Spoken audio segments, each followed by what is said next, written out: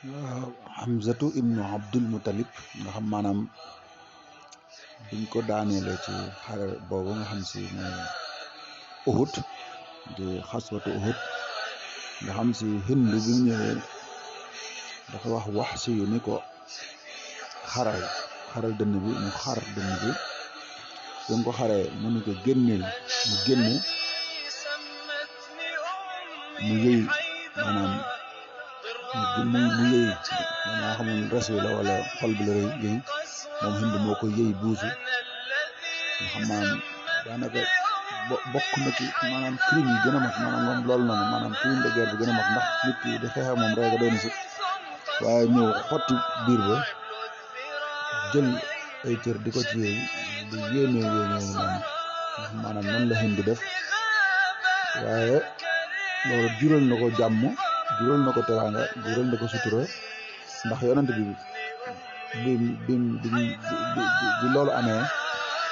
dafa wax ni kat Hindu kat mucc ne ndax dereti Hamza yàlla du ko boole ci biir Hindu muy dem sawar déedéet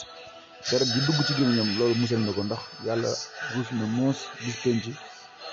dereti Hamza jooju du dem sawar daan rek nekk ci biir Hindu kon yàlla dogal na mu tuub ginnaaw ba dugg ci lislaam mook boroom këram Abu Sufyaan wax si mi nga xam si tamit moo nekkoon ki rey Seydina Hamza daana ndamoo naan man de ki gën a yées maa ko rey ki gënit maa ko rey ki gën di Hamzatu ibnu Abdul Muttalib bi sayyidu suhadaa ay Hamza maa ko rey waaye day ki yéesit di Musaylimatul Kazzab bi mu tuubee ba nga xam ne si maanaam Musaylimatul Kazzab yonent bi jóge na fi mu bëgg rek mooy yonent bi nee na maa ko rey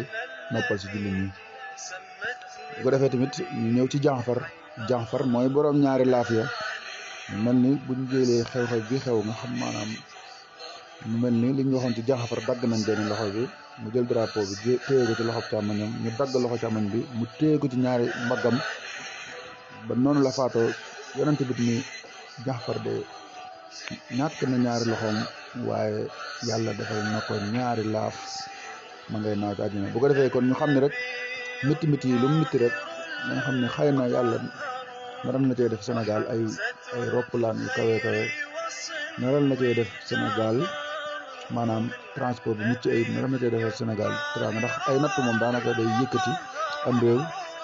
day yëkkati ak jaam